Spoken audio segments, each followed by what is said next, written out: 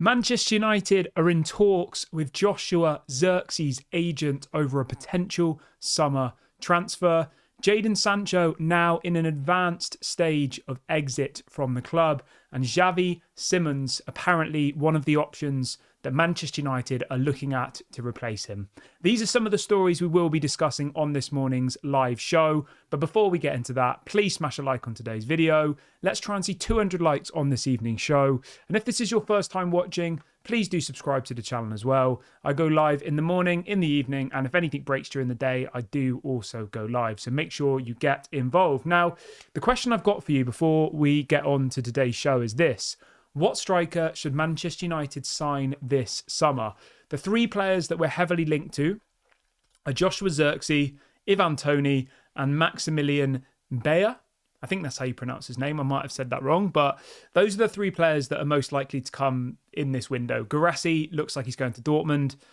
Benjamin Sesko's staying at Red Bull Leipzig for another season. There isn't really anybody else available at the moment. There's people like Victor Osimhen, but they're way out of our budget. You know, we're not in a position to be signing Victor Osimhen. So I want you to let me know your realistic number one target for that striker position. Me personally, I'm going to go with Joshua Zirkzee. I think he is the best option out there. I think his age is right. I think he's only 23, which is good. He's had a really good season in the Serie A, and I think him and Rasmus Højlund as our strikers for the next decade excites me. It really does. I think they can learn off each other.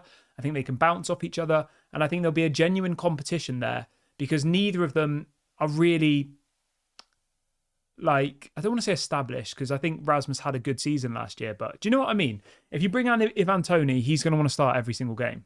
Whereas if you bring in Joshua Zirkzee, you could see in the 60th, 70th minute, Rasmus Højlund coming on for Zirkzee, or the other way around. Or it might be that Zirkzee plays the Europa League games and Rasmus Højlund plays the League Cup and FA Cup games. Do you know what I mean? Like, you can already see the balance working quite well there. So that's why I would go for him. But let's bring you the news on Joshua Zirkzee before we get too excited. So this is coming out from multiple different outlets this evening that apparently Manchester United have just been in contact with Joshua Zirkzee's agent over a summer transfer. It is exciting. £34 million is his release clause, which I think is a very reasonable amount of money. I've got absolutely no issue with that whatsoever. But there is a bit of an issue. And to be honest, it absolutely shocked me when I read this. Actually, I say it shocked me, did it? Not really.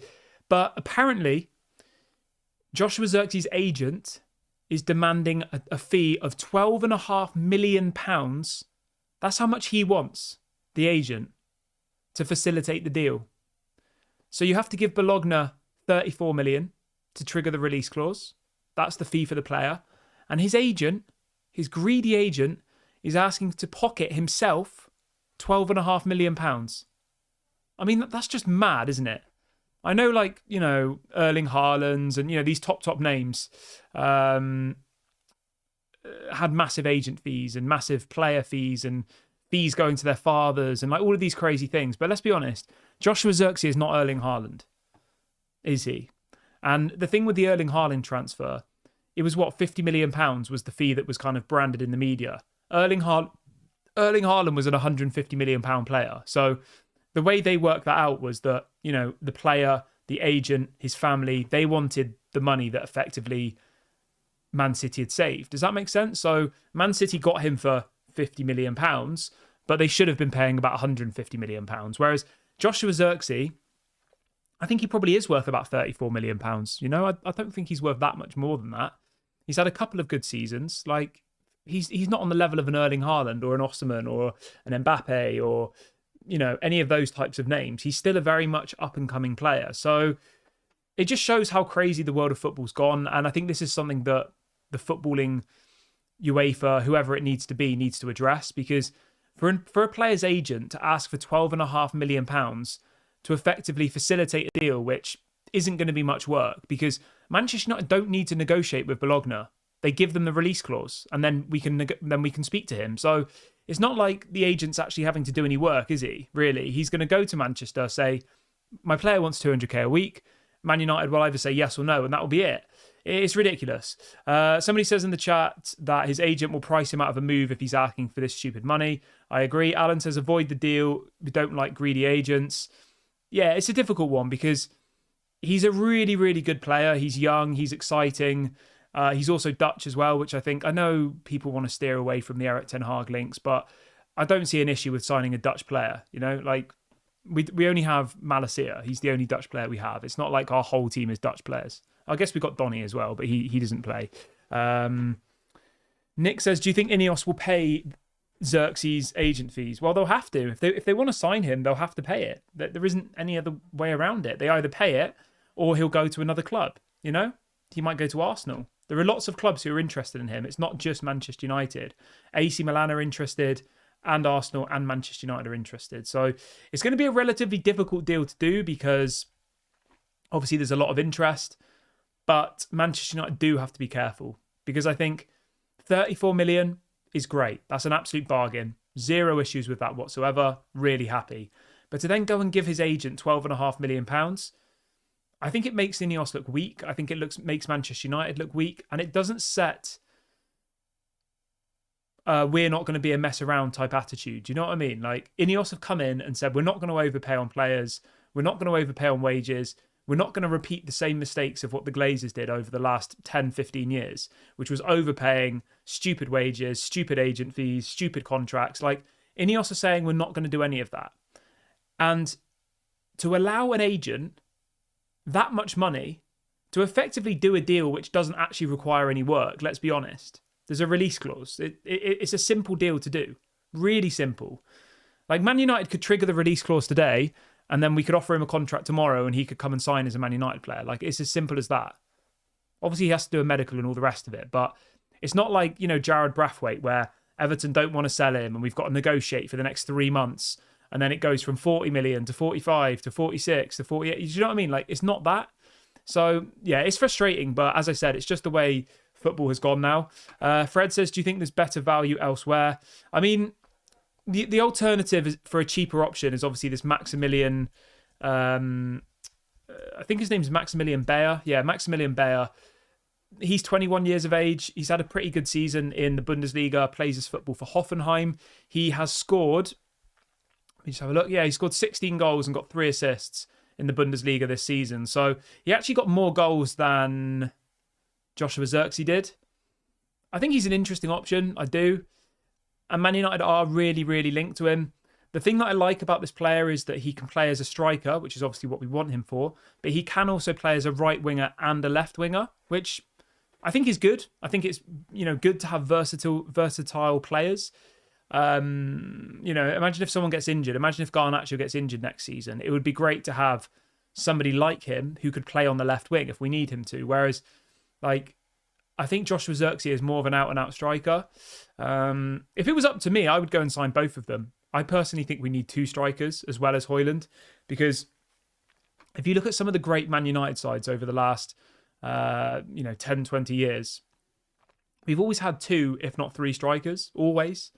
And there's always been enough game time for them, you know? So I think even Rasmus Højlund and Joshua Zirkzee on their own is probably not enough, really. Like, if you look at, say, Arsenal, for example, they've got Nketiah, Gabriel Jesus, they've got Kai Havertz, who plays as a striker as well for them. So they've effectively got 3 strikers, right? And they're still going to go and sign another striker this summer. Everyone's saying if Arsenal sign a striker, they can win the league. So at that point, Arsenal would have 4 strikers. You know? We've got 1 striker at the moment. Our only striker is Rasmus Højlund. That's it. So, in my opinion, we need 2 strikers. We need 2 centre-backs. We need a midfielder. Like, we need so many players this summer. But it's just whether we can do this all in one window. Everyone who's just joined the video, could you do me a small favour and smash a like? We've got nearly 300 people watching, which is absolutely amazing. Let's try and see 200 likes on today's show. If everybody likes the video right now, we will hit our likes target. The more people who like it, the more that YouTube will show this video to others. So please go and do that if you haven't already. And make sure you subscribe to the channel as well. It doesn't cost any money. Get involved. Amnat says, Kieran, what is financial fair play? Explain. Chelsea are signing lots of players. Why can't we? They've changed the rules recently. It's a pretty complicated thing. So I'll do a separate video on it at another time. But financial fair play affects everybody now. Newcastle and Man City have mega rich owners, but they're going to even struggle at the moment. So it's very difficult.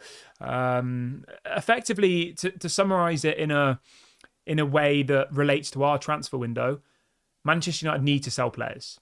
That's the general gist of it. We need to bring our wage bill down because financial fair play looks at your wages and looks at how much money you've made and all the rest of it, right? And Manchester United have the second highest wage bill in the Premier League after Man City. Ridiculous money. You know, we pay Casemiro 350k a week. We pay Varane 350k a week. Jadon Sancho was on about 250. Like, Martial was on 250. We need to bring that wage bill down massively, and then that will really, really open the doors to other options. And what I really like about the new wave of players that are coming through is none of these newer players, so the Højlunds, the Garnachos, none of them are on crazy wages. They're all on like 60, 70k a week, which I know for me or you is a lot of money, but in the world of football, 60, 70,000 pounds a week is not very much in the grand scheme of things. You know, when you've got people like Casemiro on 350k a week. So the key thing that Manchester United need to do this summer is remove people from the wage bill. In my opinion, people like Maguire, 200k a week. Casemiro, 350k a week. Varane's obviously gone, which was a tough decision, but the correct one in my opinion. You also need to look at, obviously, Jadon Sancho. He's on 250k a week, etc., etc.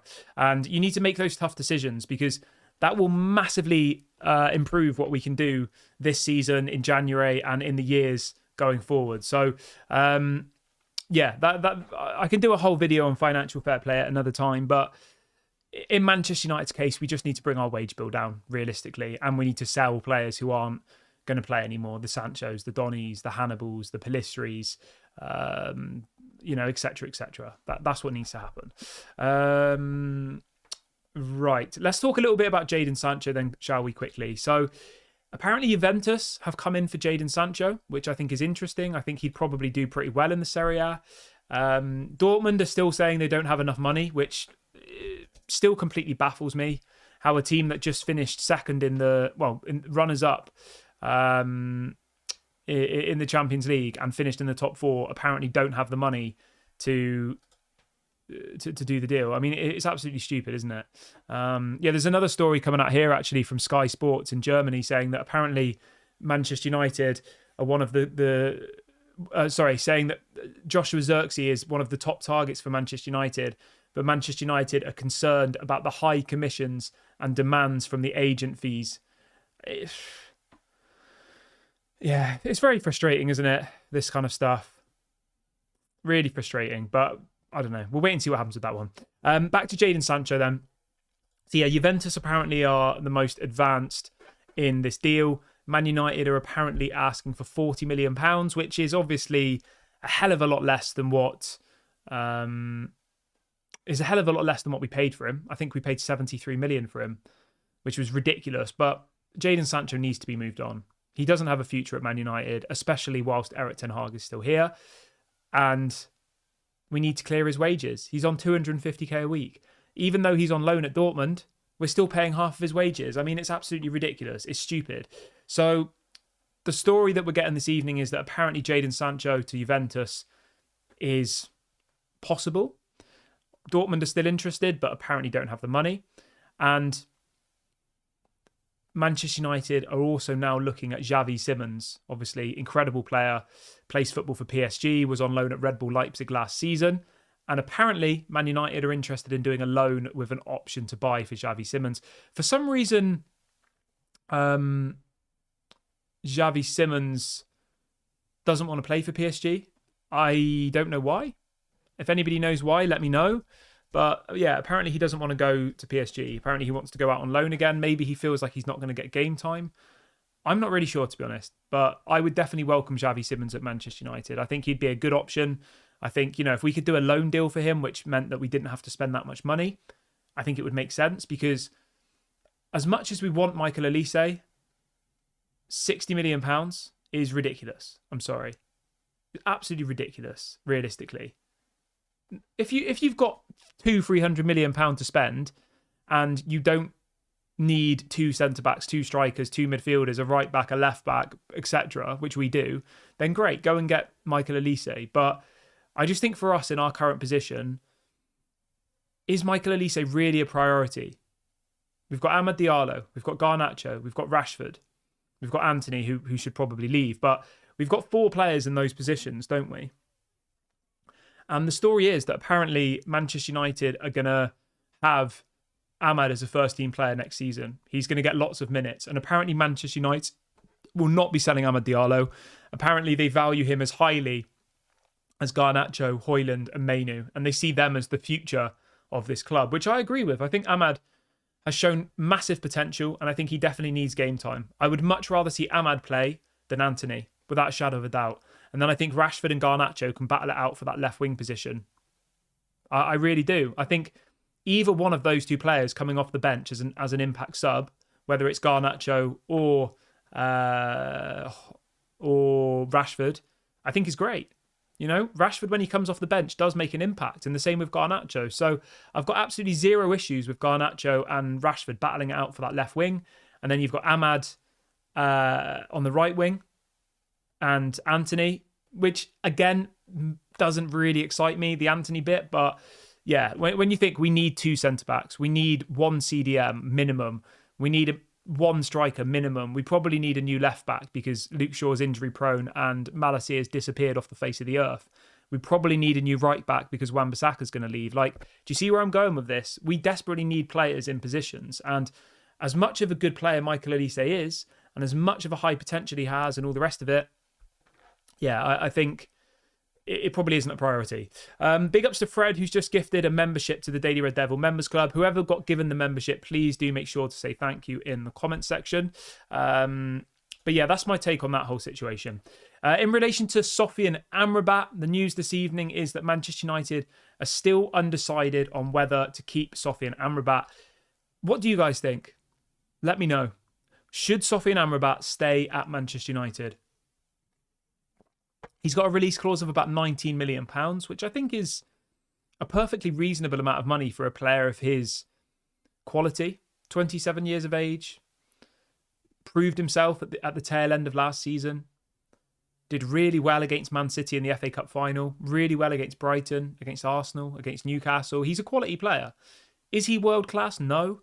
But is he better than, say, McTominay? Yes. Is he better than Eriksen for what we need him for? Yes, he is, realistically. Eriksen's a great player. He's amazing, Eriksen. But Eriksen is only good as the centre attacking midfielder, I think. And whilst you have Bruno Fernandes in the team, Christian Eriksen's never going to get a game. Bruno doesn't get dropped, ever. And starting Christian Eriksen in a more deep position in the Premier League is a recipe for disaster.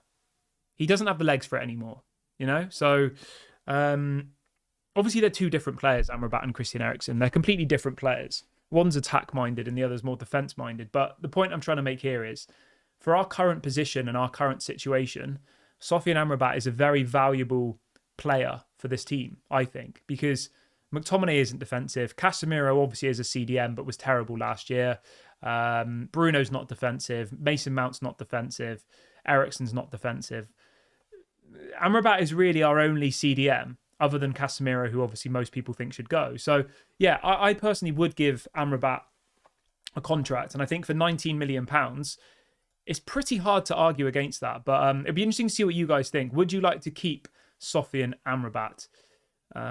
There is always the potential that we can try and negotiate a lower fee, but there is a release clause there with Fiorentina for £19 million. Stephanie says Amrabat must stay, bargain price and a proper CDM. Yes, I agree. Rocco Music says, I think Amad needs to start next season and we should keep Amrabat. Yeah, I would give Amad lots of game time next season. I would. I think he's shown the quality. I think his control of the ball and his ability to create is unbelievable. So yeah, I think Amad definitely deserves his praise. And I'm excited to see what the future holds for Amad, Garnacho, Højlund and Mainoo. Like, that's the future of Manchester United. All of the other players are in their mid-20s or above. Anthony, I know he's young, but like, I think he's out of the picture. Obviously, Martinez is a good player, but he's 26, 27. All of these others are in their early 20s, or some are even still teenagers. So, yeah, we do have some exciting players, and I think, you know, we've got to stay level-headed with them. Sometimes they're going to have bad games. There'll be ups and downs. Yeah. Most people in the chat are saying we should keep Amrabat, which I agree with. Stretford Gamer says he proved his £19 million in that FA Cup final. Yeah, he did, mate. He did, definitely. I would agree with you 100%. There was an interesting story that's just broken this evening, which I wanted to get you guys' opinions on, and it's about injuries. So this is coming out from what's his name? Let's have a look. It's coming out from David McDonnell, who's a journalist in the UK, and he's reporting that Erik ten Hag believes some of his Manchester United players were so badly affected by the negativity surrounding the club last season, it caused them to be injured. He says Ten Hag is of the belief that several of his squad were not mentally tough enough to cope with the criticism that came their way, with some unable to play through the pain barrier. I mean, it does make sense, doesn't it? I said this at the end of last season. Arsenal were, in the last 5-6 games, had no injuries. And people were saying, some people have little knocks or whatever, but they all wanted to play. They all wanted to be part of a title-winning side, and they all wanted to work for their team. Whereas Man United were battling for Conference League. And at that point, we had like 10 players injured. A player would come back and then they'd be injured again for a month. Mason Mount would come back for 10 minutes and then be injured. Like, I don't know. I definitely do think there's a mentality issue at Manchester United. And I think it would have been very interesting to see how many of those players were injured if we were 2 games away from winning the league. I'm sure all of them would have been available. It's difficult, isn't it? Because I get it. Like, mentally, it must be pretty hard. But at the end of the day, it's your job. You're being paid ridiculous amounts of money. And if you can't deal with criticism, then you probably shouldn't be a footballer. Turkey just scored an absolutely unbelievable goal. Unbelievable. I've got that Arda Güler guy from Real Madrid. I've got it on my other screen. Wow. Absolutely stunning goal. But yeah, I don't want to, berate the players too much, but I do just wonder how many of those players would have been injured if we were on the brink of winning the league. Somebody in the chat saying Martinez is 24. He's 26, mate. I've got his Wikipedia page open right here. Martinez is 26. So I don't know where you got that from. He was probably 24 when we signed him, but he's not 24 anymore. But yeah, I think that's everything I had planned for today's show. Everyone go and watch the Turkey goal. Absolutely ridiculous. That Arda Güler guy, left foot, straight in the top corner. Beautiful. But yeah, have a great evening, everybody. Please do smash a like and subscribe on your way out. This has been Daily Red Devil. I will be back at 11 a.m. tomorrow morning. Have a great evening. Enjoy all of the football that's on. And I'll speak to you all at 11 tomorrow morning.